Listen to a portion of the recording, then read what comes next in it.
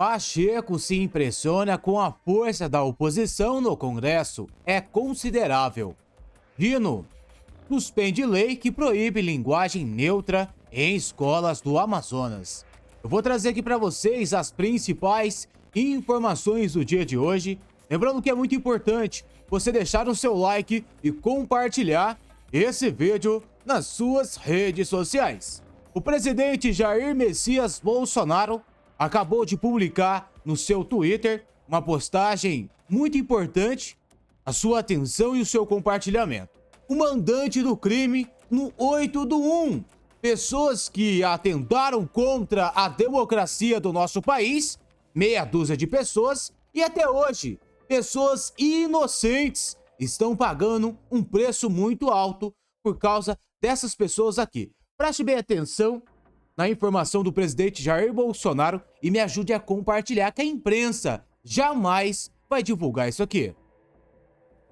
Por onde anda essa senhora e outros? Coincidências da democracia relativa? Ana Priscila Azevedo é uma das pessoas que atentaram no 8 do 1. Não só ela, também tinha um homem com a camiseta do presidente Jair Bolsonaro estampado. E ninguém sabe aonde foi parar esse povo. Pessoas que estavam ali para poder quebrar tudo, mas não pararam na cadeia. Agora pessoas inocentes, idosos, pessoas que têm problema de saúde, pessoas que morreram na papuda por ordens ilegais do ministro Alexandre de Moraes. Mas os verdadeiros que quebraram tudo estão soltos por aí. E Jair Bolsonaro pergunta por onde anda essa senhora e outros. Alguma vez, a senhora já teve contato com o ex-presidente Jair Bolsonaro? Na Câmara dos Deputados em 2016. Alguma vez o ex-presidente Bolsonaro ligou para a senhora? Nunca, não, senhor. A senhora conhece ele pessoalmente? Conheço, sim, senhor. É do relacionamento pessoal? Não, senhor. A senhora pode apresentar alguma prova que vincule o ex-presidente Bolsonaro às invasões? Não, senhor. A senhora acha que ele patrocinou, fomentou essas invasões? Não, senhor. O ex-presidente frequentava o acampamento, seja aqui, seja lá em São Paulo? Não tem informações. A senhora, por acaso, viu o general Heleno passeando pelo acampamento? Não, senhor. Conhece o general Heleno? Ouvi, passei por ele no shopping uma vez.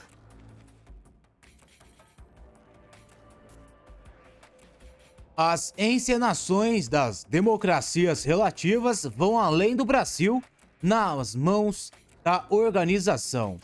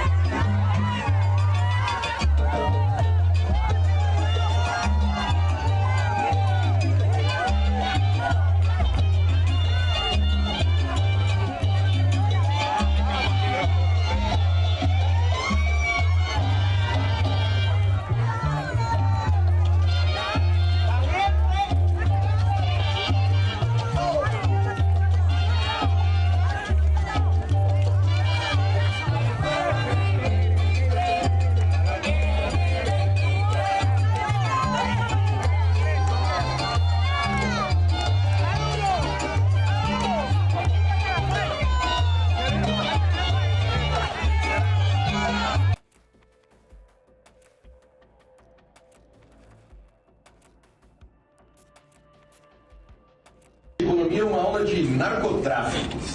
Faúl, o senhor já apreendeu cocaína no seu tempo de polícia? Então, vou fazer uma pergunta aqui para a esquerda. O Brasil produz cocaína, senhoras e senhores? Não. O Brasil não produz cocaína. Vou perguntar para vocês, quem são os maiores produtores de cocaína na América Latina? Então temos lá Colômbia, Peru, Venezuela, Bolívia. Eles produzem a cocaína que é exportada pelo Brasil para a Europa e o mundo. Tá? Essa cocaína produzida nesses países entra no nosso país e sai daqui para a Europa. Agora eu pergunto para os senhores, qual é o maior cartel de cocaína da Venezuela? O cartel dos Sóis. Perdoe meu espanhol. Esse cartel que é composto pelo governo venezuelano, juntamente com militares do governo venezuelano. Esse cartel produz mais ou menos 25% da cocaína do mundo, senhoras e senhores. E a gente está falando aqui de cobrar uma dívida. Me perdoe, eu não prestei atenção. Quanto que é que o 12 milhões de reais, 12 bi. Bom, eles produzem 400 bilhões de dólares em cocaína. Esse é o tamanho do rombo econômico. E aí a esquerda vem aqui falar de relações internacionais. Que relação que você vai manter com um governo que faz parte do maior cartel de cocaína do mundo? Esse governo que coloca a cocaína deles no nosso país para mandar para a Europa. Esse governo que, junto com a droga, traz arma, traz criminalidade em parceria com uma das organizações criminosas muito conhecidas no estado de São Paulo, o PCC, gerando morte de policiais. Aí eu te pergunto, meus amigos, qual é a relação de receber Maduro no Brasil com a Comissão de Segurança Pública? Não tem relação. Realmente, eu devo ser muito burro para pensar que tem relação uma coisa com a outra. Muito obrigado.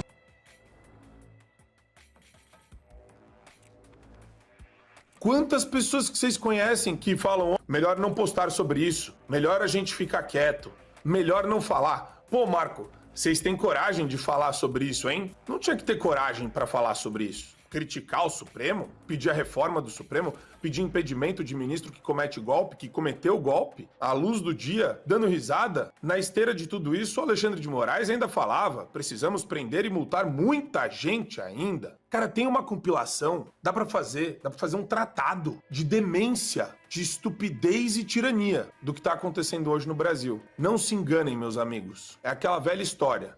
Você acha que só estão indo atrás do Bolsonaro. A hora que você, petista de carteirinha, solista de alma e de espírito, a hora que você der uma tisnadinha contra o sistema vai te engolir gostoso e você não vai ter ninguém para pedir socorro.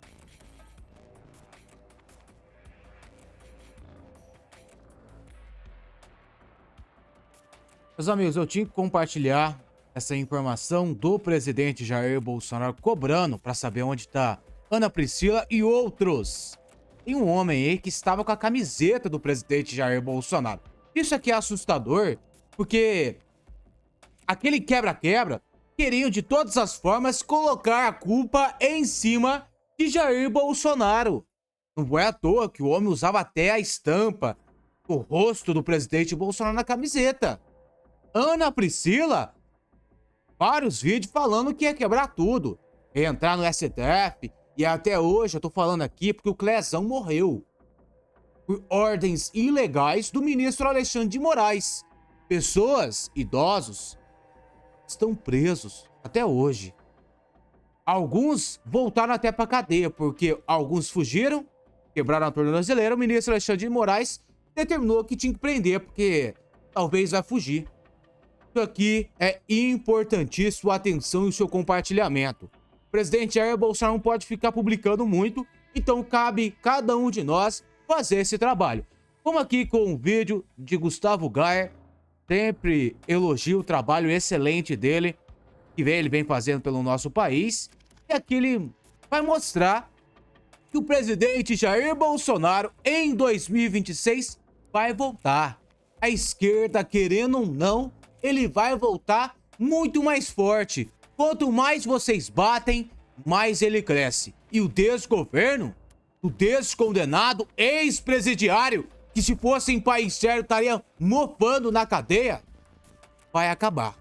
Porque o povo não é bobo. O povo sabe da realidade que aconteceu em 22. Antes mesmo de completar um ano e meio de governo, Lula bate mais um recorde. A pior primeira metade de um governo na história do Brasil democrático.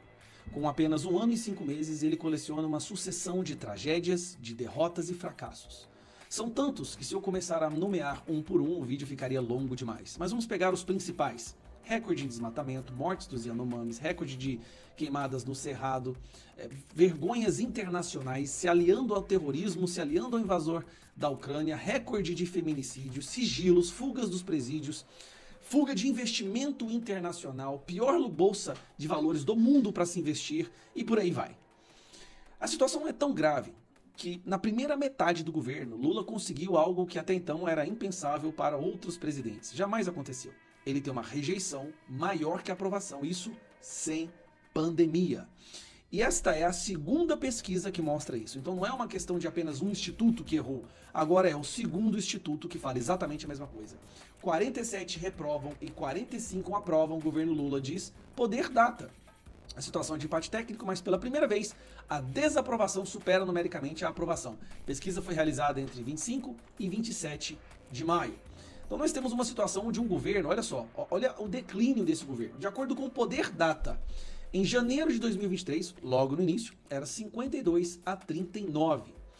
Essa diferença, que era de 13 pontos, agora está 2 pontos negativo.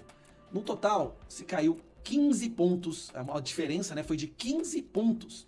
E o que a gente percebe é aquele momento onde se cruza, né, o momento onde se percebe que ali é o começo do fim e a rejeição é maior que a aprovação.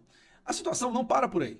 Quando se perguntam para fazer uma comparação entre esse governo e o governo anterior, o governo onde a imprensa mais atacou, mais bateu, que passou por uma pandemia, que fizeram CPMI, fizeram de tudo, estão tentando ainda prender o ex-presidente Bolsonaro, a situação é essa daqui, ó. Despenca o número de eleitores que acham Lula melhor que Bolsonaro. Petista começou 2024 com 51 achando que seu governo melhor que o seu antecessor em março. Taxa caiu para 44 e agora são só 38. Aí dá uma olhada nisso daqui, cara. Esta daqui é impressionante, tá? Nós estávamos no começo desse ano com 51% achando que Lula era melhor que o Bolsonaro e 39% achando que Lula era pior que o Bolsonaro. Agora, a situação também inverteu. Mais pessoas acham que o governo Bolsonaro estava sendo melhor, foi melhor que o Lula, que o governo Lula sendo melhor que o Bolsonaro. Olha a diferença que nós estamos vendo aqui. E os que acham que foi igual, subiu para 18. Era 9 no início desse ano e já subiu para 18. Esse é um governo que está em processo acelerado de declínio. Está caquético. É um governo de 2 décadas atrás tentando funcionar da mesma forma daquele período analógico. E agora não funciona mais. Agora nós temos a internet para mostrar. Porque antes, nos governos anteriores do Lula, apenas a Globo, apenas a imprensa falava se o povo deveria gostar ou não do governo. Agora nós temos a imprensa tentando falar para o povo gostar, tentando convencer o povo que o arroz mais caro é melhor, que a gasolina mais cara é melhor, que o desemprego é melhor, que a falta de achar empregos é melhor.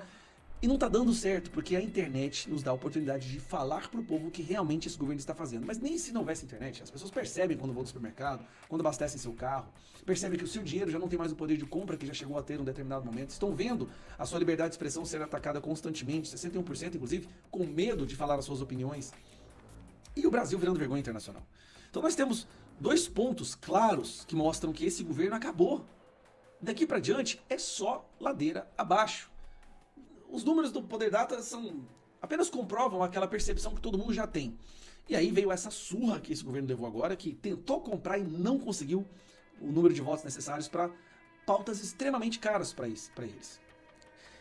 Eu disse uma vez, talvez tudo é uma obra divina para que o Lula volte à presidência e as pessoas possam de uma vez por todas virar a página da esquerda no Brasil e nunca mais voltar a ler esse capítulo. Nunca mais dar oportunidade para a esquerda em lugar nenhum do nosso país. E eu acho que essa é a grande função do Lula na presidência. É acordar o brasileiro para que nunca mais o PT conquiste nem sequer uma prefeitura. Um abraço.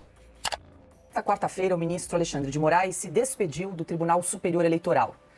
Na sua última sessão como presidente da corte, o ministro disse que o Poder Judiciário não se acovarda diante de populistas e extremistas. Aqui no Brasil, nós mostramos que é possível uma reação a esse novo populismo digital extremista que pretende solapar as bases da democracia. Do Tribunal Superior Eleitoral, das urnas eletrônicas e da própria democracia, o eleitorado acreditou na justiça eleitoral. O eleitorado acreditou que as instituições brasileiras são fortes, que o Poder Judiciário brasileiro não se acovarda mediante agressões, não se acovarda mediante populistas, extremistas que se escondem atrás do anonimato das redes sociais.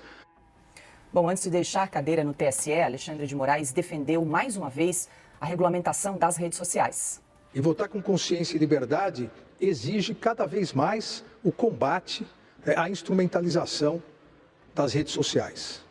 Não é possível admitirmos que haja a continuidade do número massivo, a desinformação, as notícias fraudulentas, as deepfakes, as notícias fraudulentas agora anabolizadas pela inteligência artificial, não é mais possível que toda a sociedade e todos os poderes constituídos aceitem essa continuidade sem uma regulamentação. Bom, a gente selecionou mais um trecho aqui, Augusto, mas temos faremos uma pausa aqui nesse momento. A gente precisa abrir um quadro, um espaço aí só para correção de cretinices ditas pelos... cretinices idiomáticas, ditas por essa turma aí.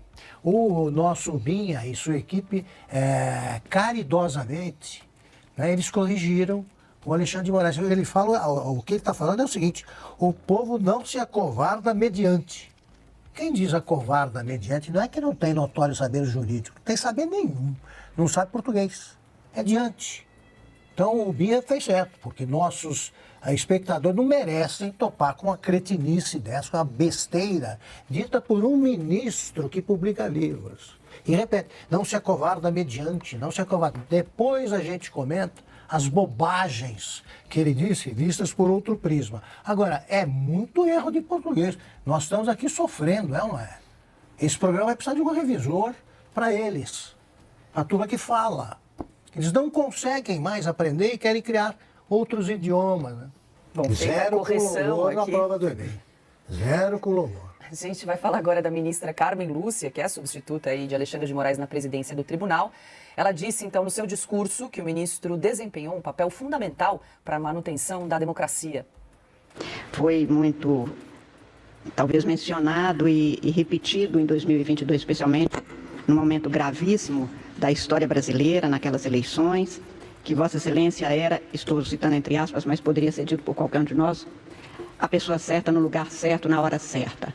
Mas, para nossa sorte, Vossa Excelência é um juiz e haver leis é imprescindível. Haver juízes que garantam a lei é inadiável, é urgente em qualquer situação. As leis são necessárias, mas elas não são suficientes se não forem postas em práticas e garantidas por um poder judiciário independente, uma imprensa fortalecida e livre e uma cidadania participante e responsável. E isso se garantiu exatamente pela atuação de Vossa Excelência. Agora, o ponto alto da cerimônia foi a reprodução de um vídeo produzido pelo TSE para homenagear Alexandre de Moraes. Tenho, antes, os meus cumprimentos são seguidos de um vídeo que eu gostaria que todos assistissem. Foi preparado pela comunicação. Vamos ver agora o trabalho por eles realizado.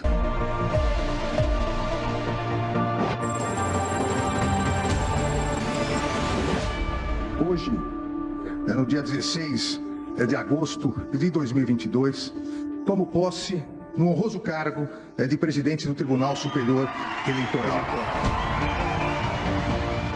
A intervenção da Justiça Eleitoral será mínima, porém será célere, firme e implacável no sentido de coibir práticas abusivas ou divulgações de notícias falsas ou fraudulentas. Qual que era a notícia fraudulenta que não podia compartilhar em 22? Que Lula apoiava Maduro. Que Lula apoiava ditadores. E o que aconteceu quando o desgoverno chegou no poder? Colocou o tapete vermelho para Nicolás Maduro, ditador da Venezuela, vir para o Brasil. Essa é a notícia fraudulenta? Meus amigos, o que o ministro Alexandre de Moraes fez na frente do TSE foi um preço muito alto.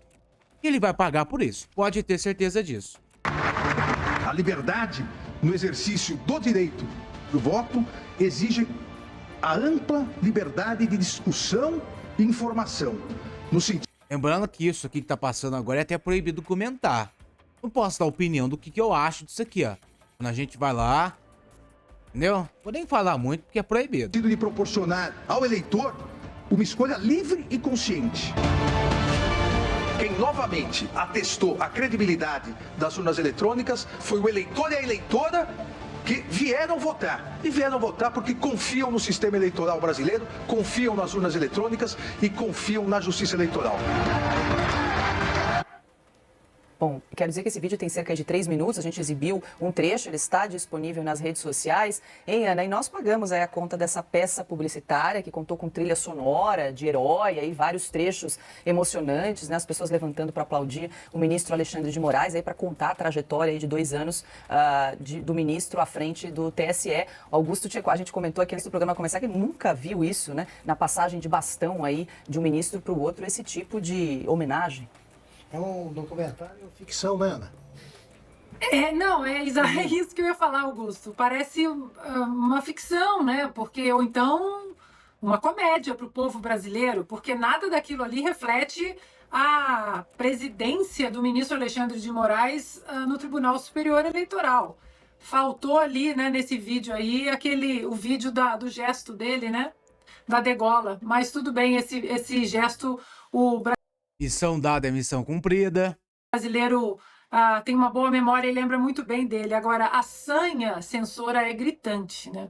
A sanha de calar as pessoas é impressionante. Ela não consegue ficar dentro dos ministros, né? E aí vou discordar da ministra Carmen Lúcia, que disse o juiz não é juiz.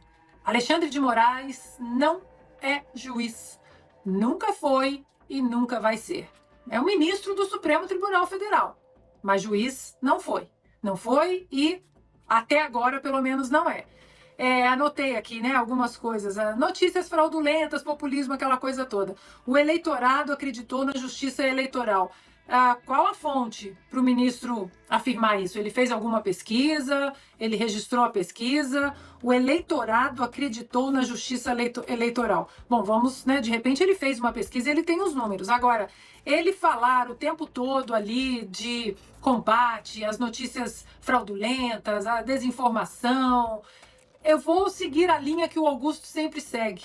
O Alexandre de Moraes do passado vai falar com este Alexandre de Moraes, que se despediu hoje da presidência do TSE, exatamente na ADI 4451, onde o 5º item da decisão do relator da ADI, ministro Alexandre de Moraes, julgado em 21 de junho de 2018, ele escreve: o direito fundamental à liberdade de expressão não se direciona somente a proteger as opiniões supostamente verdadeiras, admiráveis ou convencionais, mas também aquelas que são duvidosas, exageradas, condenáveis, satíricas, humorísticas, bem como as não compartilhadas pelas maiorias.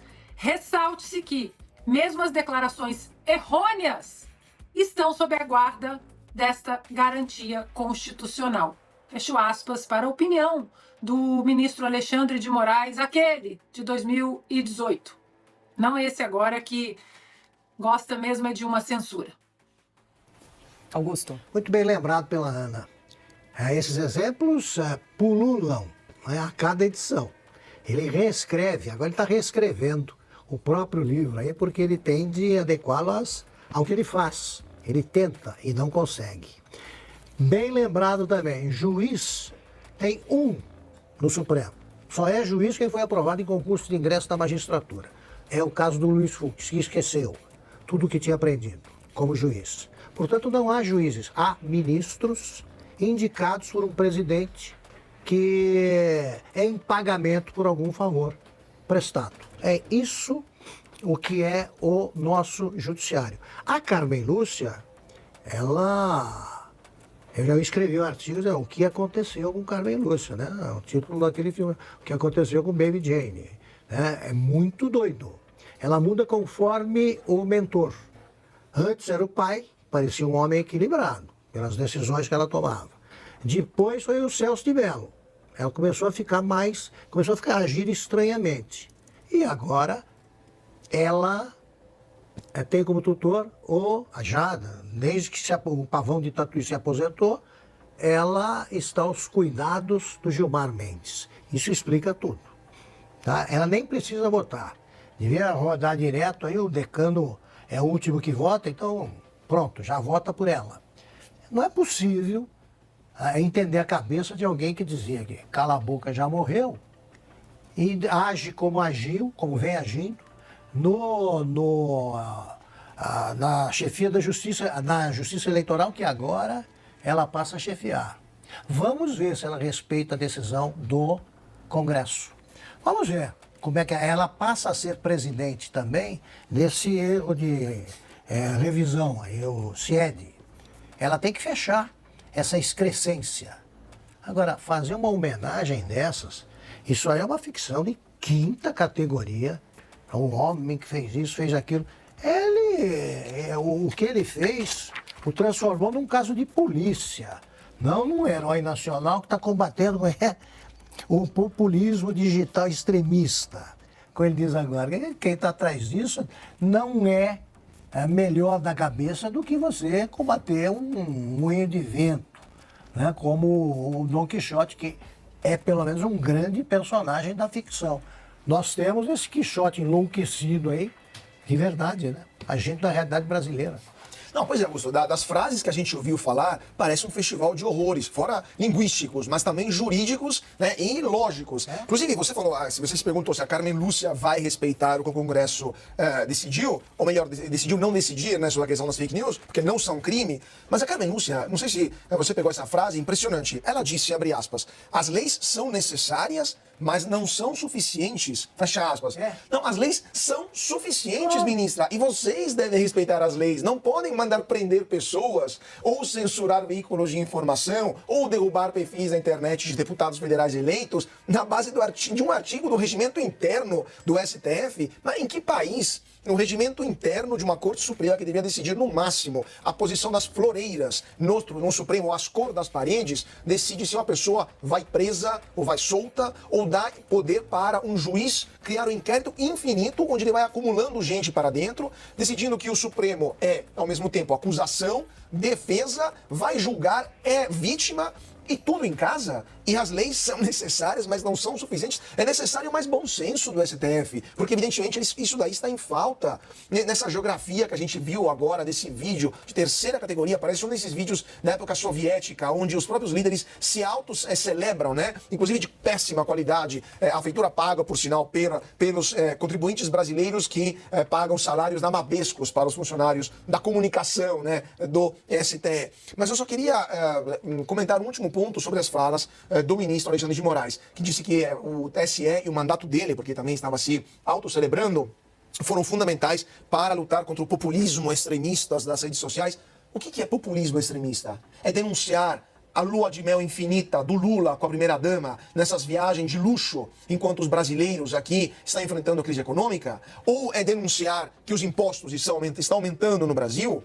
Ou também é denunciar que as contas públicas estão em frangalhos? Isso é populismo extremista? Ou denunciar que a política externa brasileira com o governo do PT é absolutamente ignóbil e que o Brasil está se alinhando com estados canalha? E vocês censuraram isso durante as eleições, quando proibiram dizer que o PT iria alinhar o Brasil com a Venezuela, com Cuba, com a Nicarágua, e 3 meses depois o ditador venezuelano Nicolás Maduro veio ao Brasil. Vocês censuraram o senador Amara Gabrilli, vocês censuraram até um ex-ministro do STF, o Marco Aurélio, e isso é lutar contra o populismo? Francamente, assim, é um festival de absurdos que a gente viu nesta celebração do ministro Alexandre de Moraes, que demonstra como o nosso TSE está provavelmente no mais baixo nível de sua história e dificilmente vai recuperar a sua imagem após episódios como esses. Deixa eu jogar para o Silvio. O que você destaca aí das falas, das declarações do ministro Alexandre de Moraes, Silvio? E além da peça de propaganda aí, desse vídeo que nós acompanhamos, feito aí pela comunicação do TSE. Bom, em primeiro lugar, o vídeo é ridículo. É preciso dizer que é ridículo. Não é papel de uma Suprema Corte produzir um vídeo desse. Personalista, parece motivacional, inclusive, mas, sobretudo, personalista. Não é papel. Aliás, há uma falha que já foi citada pelos nossos colegas de bancada. Ninguém ali é juiz. O único juiz, o Augusto mencionou muito bem, Luiz Fux, parece ter esquecido, de fato, concordo, Augusto, aquilo que a carreira, enfim, o que ele aprendeu ao longo da vida. Mas ninguém ali é juiz. O ministro Alexandre de Moraes será lembrado à frente do Tribunal Superior Eleitoral, que é uma jabuticaba brasileira que custa muito dinheiro aos pagadores de impostos, e aí estamos falando de nós todos aqui. Ele será lembrado como alguém que influenciou no certame, ele influenciou na eleição, ele puniu perfis de direita, ele caçou perfis, ele caçou pessoas, e a gente não pode se estender muito, mas, enfim, somente isso já basta. Ele influenciou, ele maculou o certame. É por isso que ele será lembrado. Essa história de populismo de extrema-direita, o que faz mais mal para uma sociedade, para uma população? Isso que ele considera populismo digital de extrema-direita ou as decisões do ministro Dias Toffoli, que absolve corrupto, bandidos? O que faz mais mal para... Meus amigos, vamos aqui com a informação do dia e me ajude a compartilhar. Pacheco se impressiona com a força da oposição no Congresso. É considerável. Esta quarta-feira, o presidente do Senado, Rodrigo Pacheco, fez uma declaração relevante sobre a dinâmica política no Congresso Nacional. Ele destacou a presença considerável da oposição e abordou a recente derrubada de um veto presidencial. Pacheco foi questionado por jornalistas sobre o enfraquecimento do governo federal no Congresso após a votação que reverteu o veto do presidente Luiz Inácio Lula da Silva do PT, a restrição da saída temporária de presos em feriados, conhecida como saidinha. O presidente do Senado observou que alguns vetos foram mantidos por acordo, enquanto outros foram derrubados. Essa dinâmica, segundo ele, naturalmente demonstra a força da oposição no cenário legislativo. No entanto, Pacheco ressaltou que avaliar a força do governo com base em uma única votação não é suficiente. Ele enfatizou que a política é complexa e que a maioria ocasional da oposição não necessariamente indica um enfraquecimento do governo como um todo. A derrubada do veto presidencial em relação às saidinhas foi uma derrota para o governo Lula, que havia buscado manter a restrição. Atualmente, a saída temporária é concedida pela Justiça como parte do processo de ressocialização dos presos e para manter seus vínculos com o mundo exterior. Além disso, o governo enfrentou outra derrota significativa, a manutenção de um veto do ex-presidente Jair Bolsonaro do PL. Esse veto impede a punição por atos de comunicação enganosa em massa. O dispositivo faz parte do projeto que revogou a Lei de Segurança Nacional, criada durante o regime militar em 1983. A proposta original previa a tipificação de crimes relacionados à disseminação de fake news, com pena de até 5 anos de reclusão. Ao justificar o veto, Bolsonaro argumentou que o dispositivo não deixava claro quem seria punido, o autor da informação ou quem compartilhou, e que isso contrariava o interesse público. Aí, meus amigos, informação importante. Rodrigo Pacheco, então, impressionado o que aconteceu lá em Brasília. A verdade é uma só, faltou o Pix, faltou o dinheiro. O desgoverno que está caindo cada vez mais. O dinheiro, as contas do Brasil já está no prejuízo maior do que o governo do presidente Jair Bolsonaro na pandemia. Na pandemia, as contas ficaram no vermelho com Jair Bolsonaro. Agora, sem pandemia, esse governo está pior que na época da pandemia. Então, faltou dinheiro em cima de deputados e senadores. É claro que a gente vai continuar mostrando aqui quem é quem na ordem do dia, quem fez parte dessa quadrilha criminosa. E Rodrigo Pacheco, você tá vendo a força que a oposição tem? Faça o seu trabalho, que é colocar o impeachment na mesa para analisar. Até hoje, vocês têm medo, parece que tem um rabo preso, para colocar o impeachment de alguns ministros que abusaram do poder. Rasgaram a Constituição. Meu amigo, você proibir de falar a verdade em 22 sobre Maduro e outros assuntos que até proibido hoje em dia foi um absurdo. Nicolás Maduro veio ao Brasil com um tapete vermelho. Luiz Inácio Lula da Silva recebeu ele com os holofotes da mídia. E a mídia calada. A mídia achando que era tudo normal você receber um ditador. Jair Bolsonaro entregou aqui o escândalo que acontece na Venezuela. Entendeu? Chamou o TSE para participar das eleições na Venezuela. Parece que o TSE rejeitou, entendeu? Então a gente cobra aqui do senador Rodrigo Pacheco, que não ganha pra mais nada. Em Minas Gerais, principalmente. Peço desculpas que ele é do meu estado. A gente vai fazer campanha contra ele. Mas ainda tem uma esperança, Rodrigo Pacheco. Se você tiver coragem, coloca o impeachment na mesa. Faz acontecer. O povo brasileiro vai lembrar de você nas próximas eleições. O único senador, presidente do Senado, que teve coragem de colocar o impeachment na mesa. Agora, se você quiser perder de vez a vida política, é só continuar do jeito que você está. Favorecendo o governo e favorecendo aqueles que rasgaram a Constituição. Pedir para vocês em deixar o seu like, deixar o seu comentário e compartilhar esse vídeo nas suas redes sociais. A gente volta a qualquer momento com mais informações.